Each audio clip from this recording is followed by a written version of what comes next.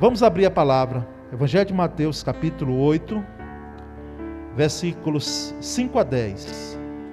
Fé surpreendente é o tema dessa palavra bíblica. Mateus 8, de 5 a 10. Fé surpreendente. Eu quero ler aqui na Bíblia em duas versões. A que eu tenho aqui impressa e outra num aplicativo aqui de celular. Diz assim: E entrando Jesus em Cafarnaum, chegou junto dele um centurião, rogando-lhe, dizendo: Senhor, o meu criado jaz em casa, paralítico e violentamente atormentado. E Jesus lhe disse: Eu irei e lhe darei saúde. E o centurião respondendo disse-lhe: Senhor, não sou digno de que entres debaixo do meu telhado, mas dizes somente uma palavra, e o meu criado há de sarar. Pois também eu sou homem sob autoridade, e tenho soldados às minhas ordens. E digo a este: vai, e ele vai. E a outro: vem, e ele vem. E ao meu criado: faz isto, e ele o faz. E maravilhou-se Jesus ouvindo isto e disse aos que o seguiam: Em verdade vos digo que nem mesmo em Israel encontrei tanta fé. Amém? Permita-me ler também em outra versão. Dizia: entrando Jesus em Cafarnaum, dirigiu-se a ele um centurião pedindo-lhe ajuda. E disse: Senhor, meu servo está em casa, paralítico, em terrível sofrimento. E Jesus lhe disse: Eu irei curá-lo. Respondeu o centurião: Senhor, não mereço receber-te debaixo do meu teto, mas dize apenas uma palavra, e o meu servo será curado. Pois eu também sou homem sujeito à autoridade, com soldados sob o meu comando. Digo a um: vá, e ele vai, e a outro: venha, e ele vem. Digo a meu servo: faça isto, e ele faz. Ao ouvir isso, Jesus admirou-se e disse aos que o seguiam: Digo-lhes a verdade, não encontrei em Israel ninguém com tamanha fé. Amém? Graças a Deus. Irmãos, esse texto, ele precisa de uma explicação muito objetiva num momento como esse, a título de caráter devocional. E nós queremos aqui dar o contexto do texto para os irmãos. Um rápido comentário. Cafarnaum era a cidade onde Jesus tinha praticamente o seu, vamos dizer, quartel-general. Ele estava sempre em Cafarnaum. Cafarnaum, ele ia, voltava, saía, entrava. E é possível até que ele tivesse uma casa, ele, Jesus, em Cafarnaum, porque há um texto bíblico. E se você tiver muita curiosidade, eu fico lhe devendo de passar esse texto. Que ele entrando em casa, né, dá a entender que era a casa dele, de Jesus, em Cafarnaum. E em Cafarnaum ele fez milagres, ele operou maravilhas, ele fez prodígios. E nos chama a atenção de que esse homem, centurião, esse oficial romano responsável por 100 soldados, né? Por isso o nome centurião. Os estudiosos dizem que ele tinha, no mínimo, o comando de 100 homens, de 100 soldados. Por isso o termo centurião. Esse homem, sabendo que Jesus estava ali, ele vai até Cristo, se dobra diante dele. Olha, para um romano fazer isso diante de um judeu, é porque esse homem estava reconhecendo mesmo que Jesus era não apenas poderoso para fazer, mas Jesus era Deus, ou na mentalidade, quem sabe, romana dele, Jesus tinha a divindade, poder da divindade. Porque os romanos tinham deuses para tudo, é como os gregos. Eles tinham deuses para tudo. Agora, esse homem reconhece em Jesus um diferencial enorme, tanto é que ele vai, se dobra, pede pelo seu servo, pelo seu Não quero usar o termo escravo, mas é isso que o texto se refere. Era um serviçal de sua casa. E isso chama a atenção de Jesus, porque quando Jesus disse, eu vou curá-lo. Eu vou curá-lo, vou até a sua casa. Você está rogando por ele? Vamos lá. E aí ele fala sobre autoridade. Ele diz, Senhor, manda apenas uma palavra, porque eu sei o que é autoridade, eu conheço. Eu sou oficial romano e sei o que é isso. Nós, às vezes, os civis, né, temos uma visão de autoridade, mas ainda é uma visão pouca comparado. Eu não sei se é o pastor Cabral ali. Porque com essa máscara, eu preciso perguntar. Né? Se depois você pergunta ali ao coronel Cabral, a autoridade e aos que serviram aqui também, às Forças Armadas, né, alguns dos irmãos aqui. Autoridade. Autoridade no âmbito militar tem um peso enorme, irmãos. Por isso que esse homem sabia muito bem de que uma palavra, uma voz de comando, tudo estava feito. Mas não era nada burocrático, não precisava. Nada demorado, era automaticamente sendo feito, porque vinha de alguém que tinha autoridade. E podia ser obedecido à distância. Por isso que ele disse, Senhor, eu não sou digno de que o Senhor entre debaixo de minha casa, não, dentro da minha casa. Manda só uma palavra, porque eu sei o que é isso. Se o Senhor disser uma palavra daqui, eu sei que o meu servo ficará curado. E Jesus disse, então, que seja feito dessa forma, e o servo foi curado por Jesus, onde Jesus estava. Aqui, irmãos, o meu objetivo é traçarmos ou destacarmos alguns tipos de fé, qualidades de fé nesse homem, nesse centurião. Por isso, uma fé surpreendente, que já é uma característica dele. E nós entendemos plenamente que fé é um negócio interessante. A gente não nasce com fé, não é? A gente não pode passar fé para os outros, a gente passa encorajamento, né? Que pode ser muito uma linha tênue aí, encorajamento, a gente pode lançar esperança, como Paulo naquele grande naufrágio não, antes do naufrágio, indo cair naquela ilha, diante daquele barco à deriva, lá em Atos, ele encorajou aqueles que estavam ali presentes, mas nós não podemos tirar a fé da gente e colocar nos outros, não podemos. Fé é algo extremamente pessoal, é algo pessoal, individual, e que ela tem um alcance, sim, e pode tomar uma proporção, queimando, ardendo o coração dos outros, não é? Então, a primeira característica desse homem, dentro do aspecto da fé, é uma fé suplicante. Uma fé suplicante. Nós vamos perceber no versículo 5 que ele dirigiu-se a Jesus e pediu-lhe ajuda. É uma fé suplicante. Pode passar para o slide seguinte. É uma fé suplicante, que suplica, que pede, não que manda.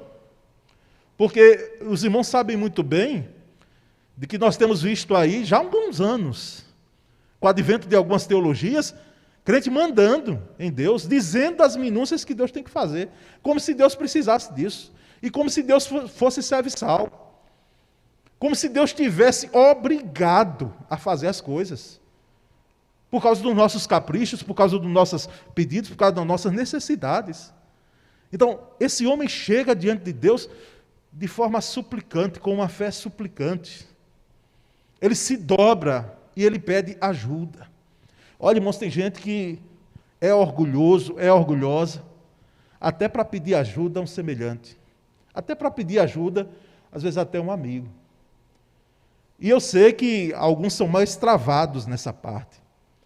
Mas, meus irmãos, diante de uma necessidade extrema, se nós pedimos e recorremos às pessoas, humanamente falando, que podem nos dar suporte, e que nós não temos a certeza se seremos atendidos, a realidade é essa, como é que nós temos dificuldades de suplicar diante de um Deus que tudo pode, diante de um Jesus que é poderoso para fazer infinitamente mais daquilo que nós pedimos ou pensamos?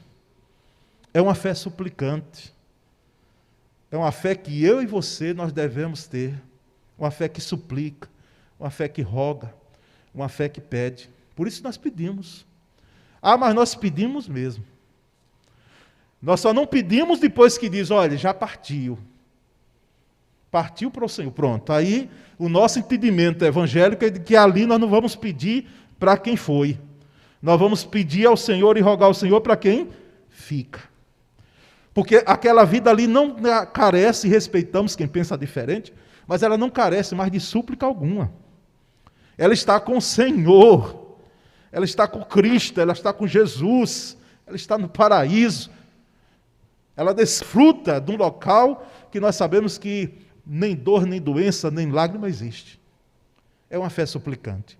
Mas nós vamos adiante e vamos ver um segundo tipo de fé, que é uma fé altruísta. Isso está muito presente nos versículos 6 e 7. Os versículos 6 e 7 diz assim: meu servo está em casa, paralítico, em terrível sofrimento.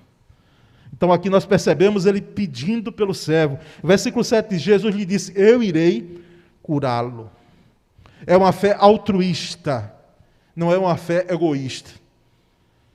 Muitos, eu diria muitos, estou fazendo juízo de valor não, mas pastor não pode alisar muito nessa área, porque a gente tem visto algumas coisas que têm nos causado, assim, a gente às vezes fica espantado. Muitos dos nossos pedidos, eles não, e porque Tiago também já disse isso lá atrás, então não sou eu que estou dizendo, não, eles não são aceitos diante de Deus, porque nós pensamos às vezes em nós mesmos. Não foi assim que Tiago disse? Não alisou Tiago os seus ouvintes, os seus leitores. Nós pedimos muitas vezes, para quê? Com qual intenção? Porque a intenção de quem pede, primeiramente, é glorificar a Jesus, é exaltar a Jesus. É que o resultado daquela petição, ela exalte o nome de Jesus, ela glorifica a Jesus e não a mim. Em um segundo momento, e esse aqui para esse centurião primeiro, era uma fé altruísta que pedia pelo outro. Pedia pelo outro. E por quem?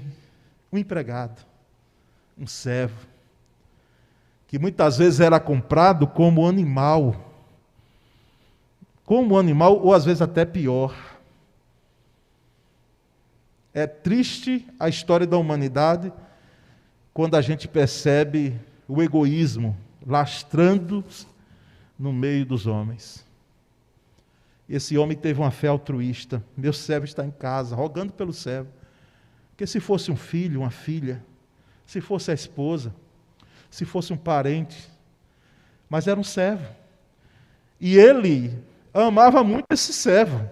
Podemos enxergar essa conclusão por quê? Porque ele não ia sair do seu lugar, ele não iria se dobrar diante de Jesus, diante daquele povo, ele sendo um cidadão romano, ele sendo um centurião, um homem com autoridade, dobrar-se diante de um judeu, repito, e ele roga a Jesus de forma altruísta pelo sofrimento daquele servo. Senhor, meu servo está sofrendo, meu servo está sofrendo. É uma fé altruísta. Além de termos uma fé suplicante, baseado na história, no registro desse centurião, devemos ter uma fé altruísta, uma fé que pede. E às vezes nós oramos e pedimos por gente que a gente nem conhece. No grupo de oração, os irmãos que fazem parte aqui, teve gente lá que a gente nem sabia quem era. A referência que tinha era, porque é amigo de fulano, do nosso irmão. É parente de ciclano, eu nunca vi esse povo. Já viu, Flávio? Teve gente lá que a gente orou, mas impediu de orar. Não, vamos orar. Vamos orar porque nós entendemos que Deus, embora eu não conheça e nunca vi em minha vida, mas o nosso Deus sabe e conhece todas as coisas. Jesus conhece, ou conhecia esse servo muito bem. E tinha propósito claro na vida dele. Como tinha propósito claro também na vida desse centurião. Então, a fé é altruísta. Mas há um terceiro aspecto de fé, que é uma fé que revela humildade. Nós percebemos isso no versículo 8 do texto que lemos. Respondeu o centurião, Senhor, não mereço receber-te debaixo do meu teto. Não mereço que o Senhor entre em minha casa. Não mereço que o Senhor vá até lá. Ele aqui está revelando uma fé humilde. Uma humildade tal de que ele se vê indigno de que Jesus vá até a sua casa. E ele, de fato, aqui revela esse tipo de fé. Senhor, não vá até lá não, porque eu não sou digno. Eu não sou digno. Só faltou ele dizer aqui, porque de fato também era, eu sou um pecador, Senhor. Não sou digno de que o Senhor faça isso. E ele revela a humildade. Eu vi um dos conceitos de humildade que eu reputo como um dos melhores. Humildade, diz John McDermott, num livro chamado Deus Invisível, ele diz que humildade é ver as coisas como elas são. Conceito simples, né? Humildade é ver as coisas como elas verdadeiramente são. Porque se você não for humilde o suficiente, você pode maximizar ou minimizar. E humildade é ver as coisas como realmente são. Gostei desse conceito. Humildade, de fato, é você ter uma postura de que você desconhece algumas questões da vida. E em vez de falar e de discursar, você silencia. Porque, a bem da verdade, irmãos, o que nós não conhecemos muito bem, nós não deveríamos estar falando, divulgando, propagando, afirmando. Eu tive um professor de faculdade, não, de universidade, aliás, de seminário. De seminário. Da faculdade é comum. Mas de seminário, quando a gente fazia uma pergunta, aí ele dizia sempre assim, pastor Flávio, é possível, é possível, é possível, é possível. Nós sabemos, irmãos, que aquele que revela uma fé humilde, ele não fala também daquilo que ele desconhece, mas ele se joga diante de Deus. Foi o que Centurião fez. Ele, de fato, disse, Senhor, eu não mereço, eu não sou digno de receber-te debaixo do meu teto. Revelou humildade. Humildade. Mas há uma quarta, aliás, fé, o tipo de fé. A fé que entende o que é autoridade. Como nós falamos, temos um prenúncio. Os versículos 8 e 9. Mas dize apenas uma palavra e o meu servo será curado. Versículo 9. Pois eu também sou homem sujeito à autoridade, com soldados sob o meu comando. Digo a um vai e ele vai, e a outro venha e ele vem. Digo ao meu servo faça isto, e ele faz. Uma fé que entende o que é autoridade. Sabe o que é autoridade, voz de comando. Meus irmãos, a autoridade, ela às vezes alguém com uma farda, você numa rodovia federal, se você vê aquele homem com aquela farda própria da Polícia Federal, não estender de mão e não apontar, não precisa nem discursar, não dizer, ei, por favor, não. Estende a mão, só estende o braço e você encosta o carro e já começa, se tiver com ilegalidade no carro ou na carteira, já começa a rogar a Deus, né? Ô Senhor, ô meu Pai, né? E você sabe que quando ele para, você só vai sair dali mesmo depois que ele investigar e perguntar muito bem. Não é porque dificilmente para, mas quando para, pronto. Já é para ver se está tudo ok mesmo. Teve uns anos atrás eu saí, e a gente pregando o evangelho em congregação, saindo daqui e tal, tem experiências que só num livro a gente pode botar. Eu vinha com o motorista da igreja, eu era pastor, acho que de jovens aqui, não estava na presidência, e saímos num breu, irmãos. Eu fui pregar, não lembro se foi em General Mainá ou Pirambu, eu sei que a gente tinha que pegar a BR. Assim saímos de uma rodovia menor. Isso 10 e tanta, quase 11 horas da noite, porque depois dos cultos tinha aquela bênção, né? Daquela maravilhosa mesa que os irmãos colocavam, né? E eu não ia sair de lá com aquela desfeita, dizendo, não, irmãos, de outra vez, de jeito nenhum. Então sentávamos, né? E ali conversávamos com alguns irmãos, e o evangelista, e a esposa, enfim, era um momento maravilhoso. E já era mais de 10 horas da noite, quase 11 horas. O motorista da igreja, quando a gente viu, nesse voltar para pegar a BR, e alguém saindo mostrando uma carteira lá do meio do mato. E aí o motorista olhou para mim, eu acho que era Edson, de Ruth, diácono Edson, disse, e aí, pastor, para? Eu disse, não, meu querido, aqui nessa altura do campeonato não tem como a gente parar, pode arrochar o pé. Se fosse num lugar mais claro, não é? Então saímos lá porque entendi que poderia ser uma emboscada, quem ia parar ali? Não é? Se a gente sair do meio do mato mostrando a carteira assim, não deu nem para ver se tinha distintivo. Mas se fosse pelo dia, né, dentro de um outro contexto ali, nós tínhamos que parar, ver o que era. Né? Então, a autoridade, irmãos, imagina uma palavra de Deus, uma palavra de Jesus, que é Deus, do trono dele, da graça dele no nosso momento aqui, sendo direcionada a alguém, ela se cumpre automaticamente. E aí nós entendemos que ocorrem milagres quando ocorre isso. Muitas vezes um contexto muda e a gente fica sem entender. Às vezes os médicos, e é claro que isso não ocorre todo dia, toda hora, toda noite, mas quando ocorre nós ficamos sem entender direito. Interessante que a gente ora às vezes por umas coisas, e depois que ocorre, começa a correr, a gente fica sem entender. Espera aí, como é isso? Nós não oramos, não clamamos? Porque uma palavra com autoridade, ou de alguém que tem autoridade como Cristo Jesus, se cumpre em nossas vidas, irmãos. Se cumpre. Se nós, pela autoridade de Jesus Cristo, quando percebemos vidas escravizadas, lamentavelmente endemoniadas, e nós repreendemos em nome de Jesus, porque demônio foi feito para fazer entrevista. Demônio é para sair em nome de Jesus. É para repreender. E eles obedecem, não porque está em meu nome ou em seu nome, mas por causa da autoridade do nome de Jesus e a nossa vida alinhada com Jesus Cristo. Porque se não tiver alinhada também, vai passar vergonha. É uma fé que entende o que é autoridade. Mas, irmãos, por último, é uma fé surpreendente. E aí está no versículo 10. Note bem como é que tem aí. Ao ouvir isso, Jesus admirou-se e disse aos que o seguiam, digo-lhes a verdade. Jesus nunca falou mentira, mas era a expressão, né? Para enfatizar.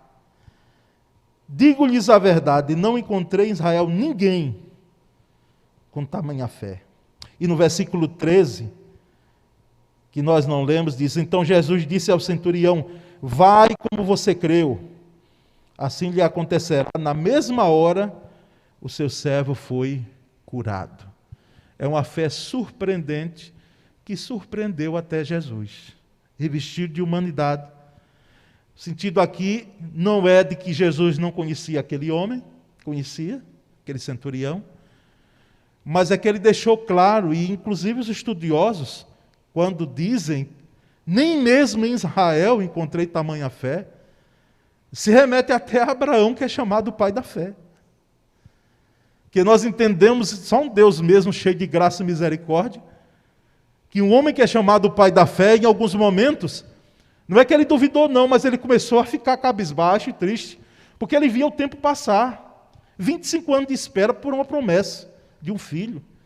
E quando ele começou a ficar dessa forma, o próprio Deus de Israel, Deus de Abraão, disse, saia da sua tenda, vá lá para fora de noite, olhe para cima, conte as estrelas do céu, vê se tem condições de fazer isso, porque assim será a tua descendência.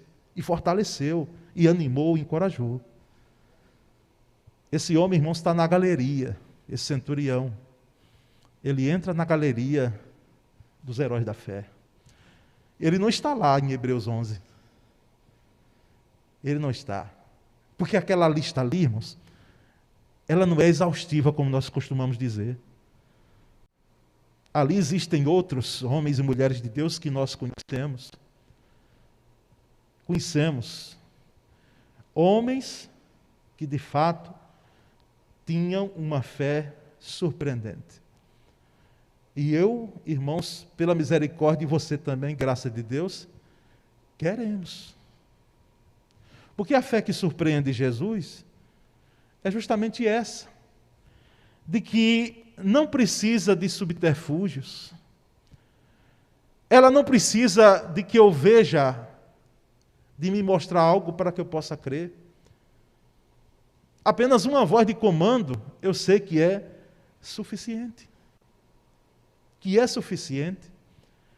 Nessa parafernália, me desculpe essa expressão, toda que nós temos visto, e parece que agora na pandemia cessou um pouco mais, né? De tanta coisa ungida para lá, ungido para cá, e que causa isso, e que traz livramento, que traz cura, e que traz isso. Nós necessitamos apenas de uma palavra da autoridade de Jesus. Apenas uma palavra vinda de Jesus. Ser curado. Seja assim como você está crendo. Louvado seja Deus, irmãos, porque a fé, eu sempre costumo dizer isso, e eu termino com essa palavra. Eu entendo que fé vai permanecer porque o apóstolo Paulo disse que permanece. A fé, a esperança e o amor. São 3 colunas, são 3 virtudes cristãs que permanecem. Agora, eu penso, e você há de concordar, de que fé é para ser usada aqui, na terra. Eu não vejo muito sentido de fé sendo usado no céu, de esperança sendo usado no céu. Amor, sim. Embora vão ter lá, mas a fé é algo. Algo, não me desculpe, irmãos, que eu não gosto desse termo. Algo ele é muito etéreo, é muito pouco. É uma riqueza. Fé é uma riqueza que nós temos para usarmos aqui na terra. E se usa a fé quando mais, pastor? Quando as coisas estiverem piores, mais difíceis, diante de uma extrema necessidade na sua vida. Esse é o momento ideal para nós utilizarmos a fé. Que Deus nos dê a graça de que, registro desse evangelho, nesse episódio aqui, continue falando pelo Espírito de Deus ao nosso coração. Continue falando, uma fé suplicante, uma fé que tem humildade, uma fé que reconhece o que é autoridade, uma fé que surpreende o Cristo. Essa é a palavra que nós temos para os irmãos nessa noite, e que ninguém saia com fome daqui, mas que sejam alimentados, fortalecidos em Jesus, porque é Ele, de fato, quem nos fortalece. Amém, irmãos? Nós vamos ter uma palavra de oração nesse momento. E o que é que nós vamos pedir depois de uma palavra dessa? Fazer a oração de Pedro. Senhor, aumenta a nossa fé, ou seja, nos dá uma fé mais madura. Nos dê uma fé mais madura, Senhor. Uma fé mais consistente. Somente num momento como esse. E sempre, nos dê uma fé mais madura, mais sólida. Não uma fé de oba-oba. Uma fé que amanhece bem quando as coisas começam a ficar extremamente difíceis, nós começamos a fracassar. Nos dá uma fé sólida. Vamos orar, pedir a Jesus isso. Senhor Deus nosso, Jesus Cristo, nosso Senhor, nós, ó Deus, agradecemos porque o registro desse episódio ficou gravado por Mateus. Porque nós não saberíamos a história desse homem se não houvesse esse registro, e ele nos trouxe lições preciosas para a nossa vida. Mas nós não precisamos, não queremos apenas as lições, nós queremos, Senhor, é beber também, é comer, é nos alimentarmos, é praticar, porque cremos corretamente e procuramos crer, mas nós queremos viver isso que nós cremos. Ó Senhor, dá-nos a graça de termos fé com essas qualidades. Ajuda-nos, Pai. Nós te pedimos um batismo de fé, um batismo de fé, para a honra e glória do teu nome, Senhor. Nós te pedimos um batismo de fé em todos nós que estamos aqui, Pai.